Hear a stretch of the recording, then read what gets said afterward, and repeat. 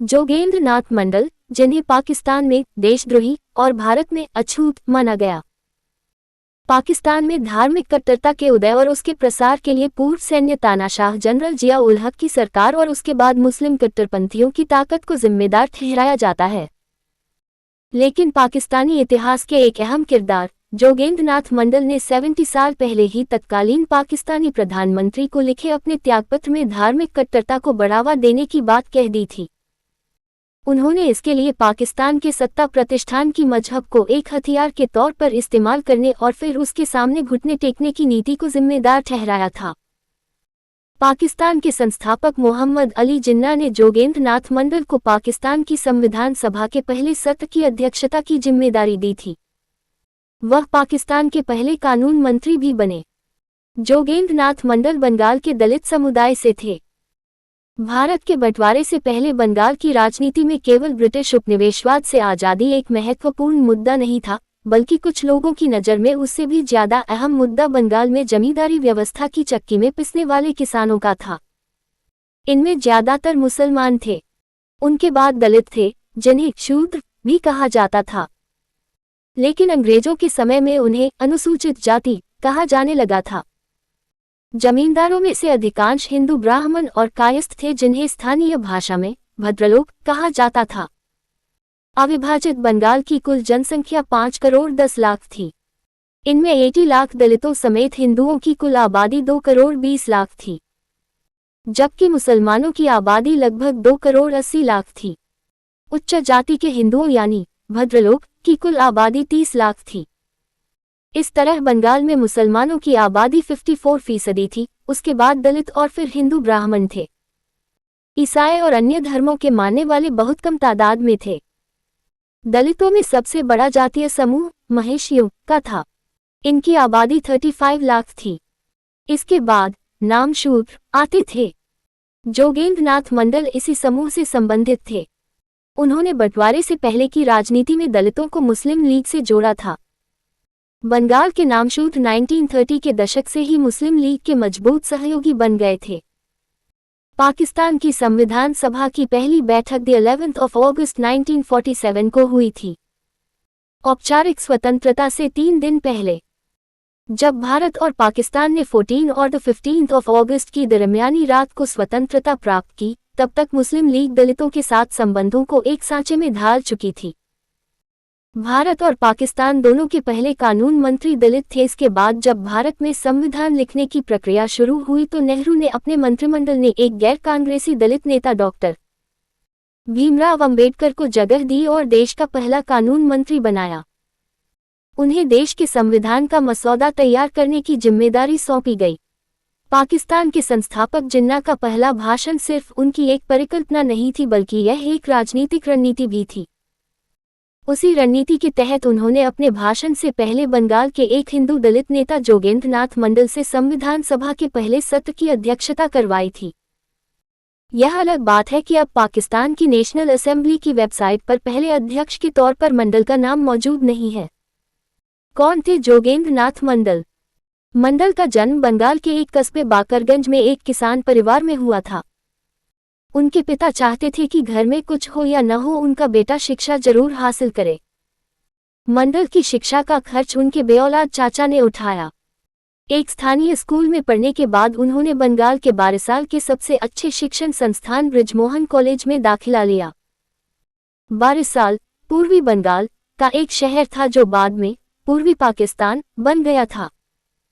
अपनी शिक्षा पूरी करने के बाद उन्होंने बारिसाल की नगरपालिका से अपने राजनीतिक सफर की शुरुआत की। उन्होंने निचले तबके के लोगों के हालात सुधारने के लिए संघर्ष शुरू किया। वह भारत के बंटवारे के पक्ष में नहीं थे, लेकिन उन्होंने महसूस किया कि उच्च जाति के हिंदुओं सवर्णों के बीच रहने से शूद्रों की स्थिति में सुधार नहीं हो सकता। इसलिए पाकिस्तान दलितों के लिए एक बेहतर अवसर हो सकता है। जब उन्होंने जिन्ना के आश्वासन के बाद पाकिस्तान जाने का फैसला किया तो उन्हें उनके सहयोगी और भारत के उस समय के सबसे बड़े दलित नेता डॉक्टर भीमराव रामजी अंबेडकर ने चेताया था। तकदीर का खेल ऐसा हुआ कि डॉक्टर अंबेडकर भारत के पहले कानून मंत्री बने और जोगेंद्र नाथ मंडल पाकिस्तान के पहले कानून मंत्री बने। कुछ साल बाद दोनों को ही अपने पद से त्यागपत्र देना पड़ा। मंडल ने दी 8 अक्टूबर 1950 को इस्तीफा दे दिया, जबकि अंबेडकर ने द 27 सितंबर 1951 को त्यागपत्र दे दिया। दोनों के बीच फर्क यह था कि मंडल ने हताशा में त्यागपत्र दे दिया था। वो पाकिस्तान का संविधान बनते हुए नहीं देख सके, जबकि अंबेडकर ने जनवरी 1950 में भारत के संविधान को पूरा करके अपनी ऐतिहासिक भूमिका निभाई। संविधान का मसौदा तैयार होने के बाद अंबेडकर ने हिंदू विरासत कानून में लड़कों के साथ लड़कियों को भी संपत्ति में बराबर का अधिकार दिलाने के लिए कानून बनाने की कोशिश की। इसमें नाकाम रहने पर उन्होंने त्यागपत्र दे दिया। जिन्ना का भाषण। जिन्ना का द 11 अगस्त का भाषण और अल्पसंख्यक इतिहासकारों का मानना है कि द 11 अगस्त 1947 को पाकिस्तान के संस्थापक और देश के पहले गवर्नर जनरल मोहम्मद अली जिन्ना ने संविधान सभा की पहली बैठक में अध्यक्ष के तौर पर अपने भाषण में पाकिस्तान के भविष्य का खाका पेश करते हुए रियासत को मजहब से अलग रखने का ऐलान किया था। उसी भाषण में जिन्ना ने यह भी कहा था कि समय के साथ हिंदू अब हिंदू नहीं रहेंगे और मुसलमान मुसलमान नहीं रहेंगे। धार्मिक रूप से नहीं, क्योंकि धर्म एक निजी मामला है, बल्कि राजनीतिक रूप से एक देश के नागरिक होने के नाते। जिन्ना ने यह भी कहा था, हम एक ऐसे दौर की तरफ जा रहे हैं जब किसी के साथ भेदभाव नहीं किया जाएगा। एक समुदाय को दूसरे पर कोई वरीयता नहीं दी जाएगी। किसी भी जाति या नस्ल के साथ भेदभाव नहीं किया जाएगा। हम इस मूल सिद्धांत के साथ अपनी यात्रा शुरू कर रहे हैं कि हम सभी नागरिक हैं और हम सभी इस राज्य के समान नागरिक हैं। मोहम्मद अली जिन्ना के इस भाषण से एक दिन पहले संविधान सभा के कार्यकारी अध्यक्ष और पहले स्पीकर जोगेंद्र नाथ मंडल ने अपने पाकिस्तान चुनने की वजह बताई थी।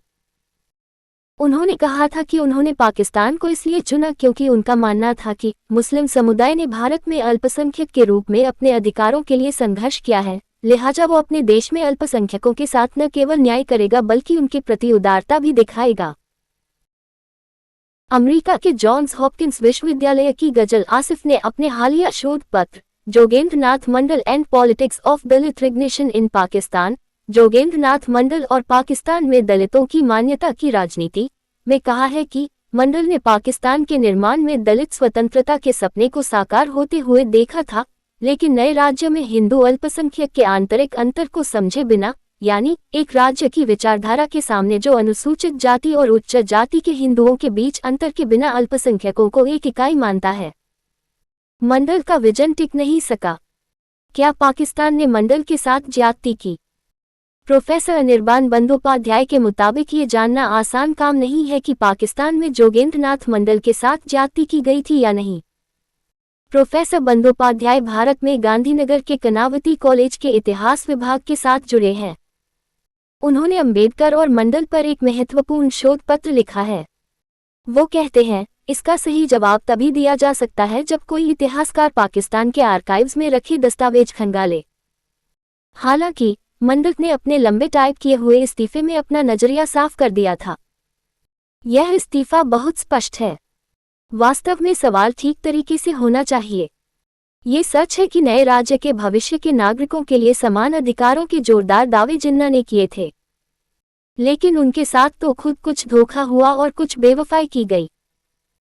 प्रोफेसर बंदोपाध्याय का कहना है कि जिन्ना को इस बात पर पूरा विश्वास था कि धार्मिक राष्ट्रवाद के जिस राक्षस को उन्होंने जगाया था उस पर वो काबू कर लेंगे। उनकी ये सोच गलत साबित हुई। वो जिन्ना एक बहुत ही शरीफ आदमी थे, लेकिन उन्होंने अपनी ताकत का गलत अंदाजा लगा लिया था। आने वाले दिनों में उनकी अचानक मौत ने पाकिस्तान के चरमपंथियों को लगभग बेकाबू छोड़ दिया था। Lahore university of management sciences के एक शोधकर्ता और इतिहासकार डॉक्टर अली उस्मान कासमी का कहना है, देश की पहली संविधान सभा के प्रमुख के रूप में एक दलित को नियुक्त करके कायद-ए-आजम ने पाकिस्तान के दृष्टिकोण के बारे में बहुत साफ संकेत दिया था। यदि वे अल्पसंख्यक नेता को केवल प्रतीकात्मक प्रतिनिधित्व देना चाहते थे तो उन्हें एक मंत्रालय देकर खानापूर्ति कर सकते थे।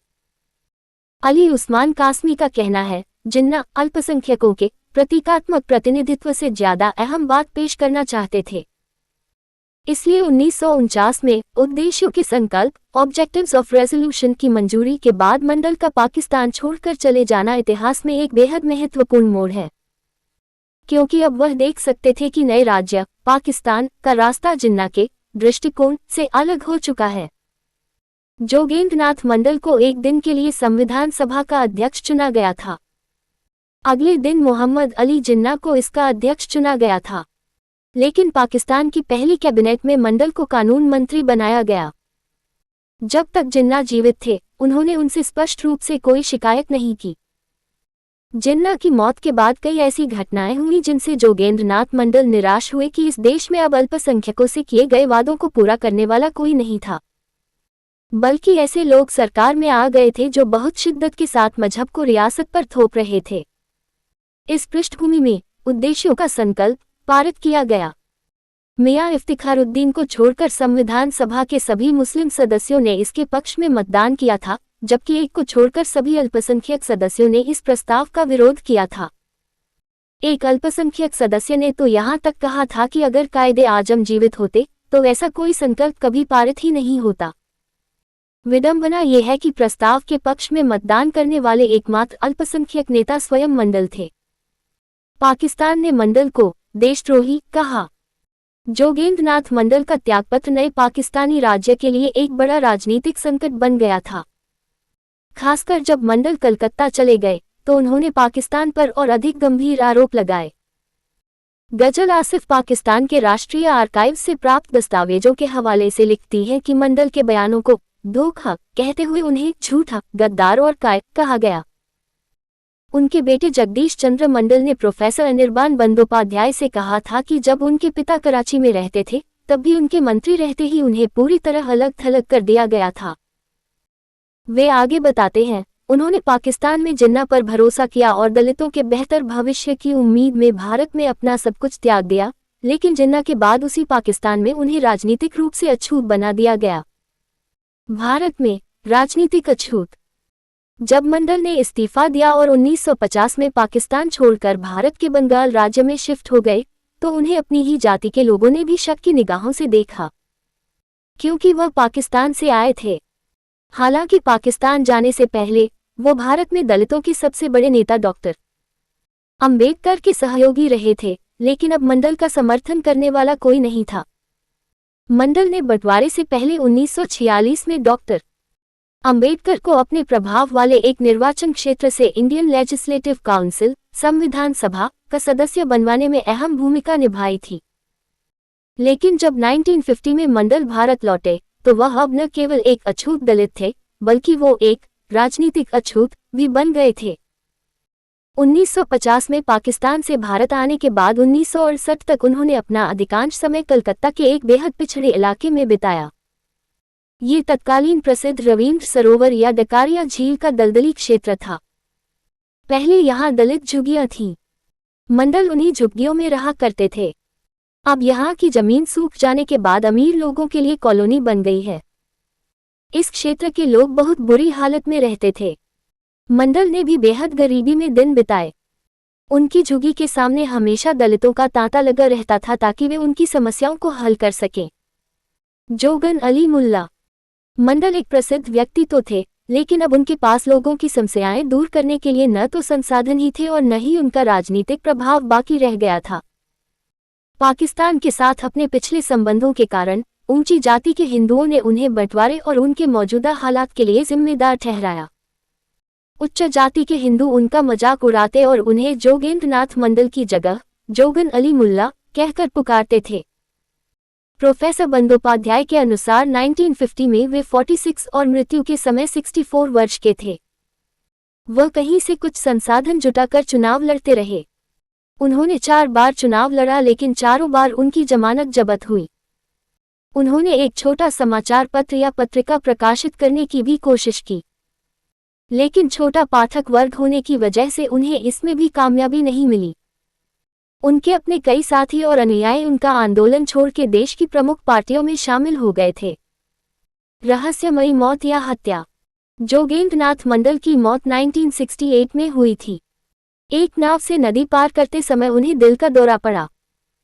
नाविक के अलावा उस समय वहां कोई गवाह नहीं था। उनका पोस्टमार्टम भी नहीं किया गया था। ये बात उनके पुत्र जगदीश चंद्र मंडल ने अपनी किताब में कही है। उनके बेटे ने कई साल बाद अपने पिता के लेखन के साथ खंड प्रकाशित किए। प्रोफेसर सेन का कहना है कि सब बातों को अगर जमा करके देखें तो ऐसा लगता है कि मंडल ने कभी यह नहीं माना कि पश्चिम बंगाल में दलित राजनीति असंभव है। नहीं, उन्होंने उन अज्ञात बाधाओं को बहुत मजबूत माना जो हमेशा उनके पैरों में बेड़ियों की तरह पड़ी रहीं। बहरहाल, मंडल के करीबी एक वकील ने ये दावा जरूर किया है कि उन्होंने ढलती उम्र में एक बार मंडल को ये कहते हुए सुना था, मुझे एहसास हुआ है कि मौत से बदतर जिंदगी कैसी होती है। मंडल ने पाकिस्तान आकर कितनी बड़ी गलती की, या ये गलती थी भी या नहीं, ये तय होना अभी बाकी है। प्रोफेसर सेन के अनुसार बंगाल में दलित राजनीति उनकी मृत्यु के साथ ही हार गई थी। लेकिन 21वीं सदी में जब अतिवादी हिंदू एक बार फिर न केवल अल्पसंख्यकों के लिए बल्कि दलितों के लिए भी जीवन मुश्किल बना रहे हैं, ऐसा लगता है कि भारत में एक नए जोगेंद्र नाथ मंडल की जरूरत जन्म ले रही है।